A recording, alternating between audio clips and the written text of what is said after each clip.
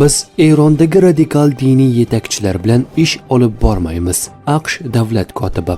Biz geosiyosiy masalalarni faqat dinga asoslanib qaror qabul qiladigan odamlar bilan muhokama qilmayapmiz. Ilgari hech kim Eron bilan muvaffaqiyatli kelishuv tuza olmagan, biroq biz urinib ko'rmoqchimiz. AQSh muzokaralarga e'tibor qaratgan. Agar zarurat tug'ilsa, boshqa choralarni ko'ramiz, dedi Marko Rubio. AQSh NATOdan chiqishni rejalashtirmayapti. Marko Rubio: har qanday hukumatning eng muhim majburiyati o'z fuqarolarini va mamlakatini himoya qilish qobiliyatidir.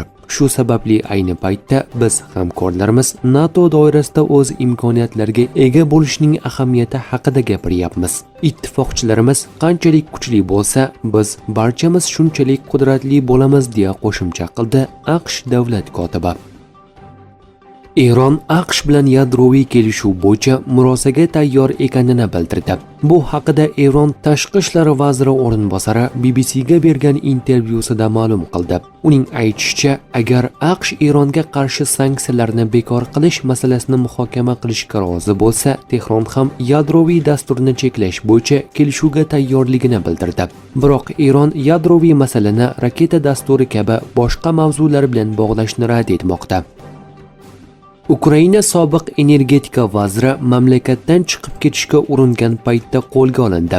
Mahalliy ommaviy axborot vositalarining xabar berishicha, German Lagushenko mamlakat hududini poyezd bilan tark etayotganda to'xtatib qolingan. Chegarachilarda Galushenko chegarani kesib o'tishga uringan taqdirda Ukraina Milliy korrupsiyaga qarshi byurosi va maxsus korrupsiyaga qarshi prokuraturani xabardor qilish topshirig'i bo'lgan.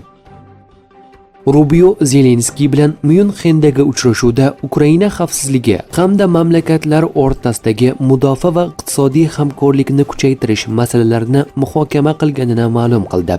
Prezident Vladimir Zelenskiy bilan Ukraina xavfsizligi va mudofaasi hamda iqtisodiy hamkorlikni kuchaytirish masalalari bo'yicha uchrashuv o'tkazdik. Prezident Donald Tramp qon to'kilishiga butunlay yakun yasaydigan yechim topishni istamoqda, dedi AQSh davlat kotibi.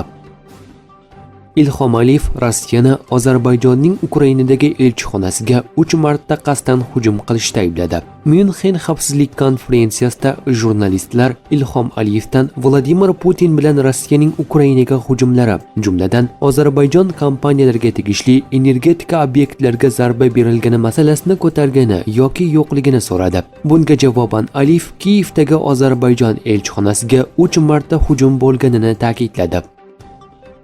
Rossiya, AQSh va Yevropa davlatlari bilan BMT homiyligida Ukrainada saylovlar o'tkazish uchun tashqi boshqaruv joriy etish masalasini muhokama qilishga tayyor. Rossiya tashqi ishlar vaziri o'rinbosari Mikhail Galuzin: AQSh Tehron bilan kelishuvga erishish uchun Eron neftiga, jumladan uning Xitoyga yetkazib berilishiga bosimni kuchaytirishni rejalashtirmoqda. Axios nashr ma'lumotlariga ko'ra, AQSh prezidenti Donald Tramp va Isroil bosh vaziri Benyamin Netanyahu bu masalani Oq uyda bo'lib o'tgan uchrashuvda kelishib olishgan. Eron neftiga bosim Qo'shma Shtatlarning Yaqin Sharqdagi harbiy ishtirokini kuchaytirish hamda muzokaralar bilan parallel ravishda olib borilmoqda. Zelenskiy Ukraina armiyasi oldiga har oy kamida 50 ming nafar rossiyalik harbiyni yo'q qilish vazifasi qo'yilganini ma'lum qildi. Uning aytishicha, bu ko'rsatkich zamonaviy Rossiya qurolli kuchlarining yirik harbiy korpusi yoki kichik umumqo'shin armiyasi soniga teng. Armiyamizning vazifasi aniq: imkon qadar ko'proq rossiyalik bosqinchilarni yo'q qilish. Maqsad ham oyga kamida 50 ming kishi.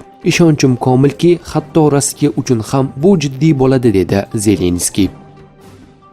Zelenskiy Ukraina 30-50 yillik xavfsizlik kafolatlarini olishni istashini va Donbassdan qo'shinlarni olib chiqmasligini aytdi. Ukraina prezidentining so'zlariga ko'ra, AQSh 15 yillik xavfsizlik kafolatlarini taklif qilgan, biroq Kiyev uzoqroq muddatli kafolatga umid qilmoqda. Shuningdek, u urush joriy yil yakunlanishiga umid qilayotganini bildirdi. Bundan tashqari Zelenskiyning ma'lum qilishicha, Rossiyada 7000 nafar ukrainalik asir bor. Ukrainada esa 4000 dan ortiq rossiyalik askar saqlanmoqda, dedi Zelenskiy.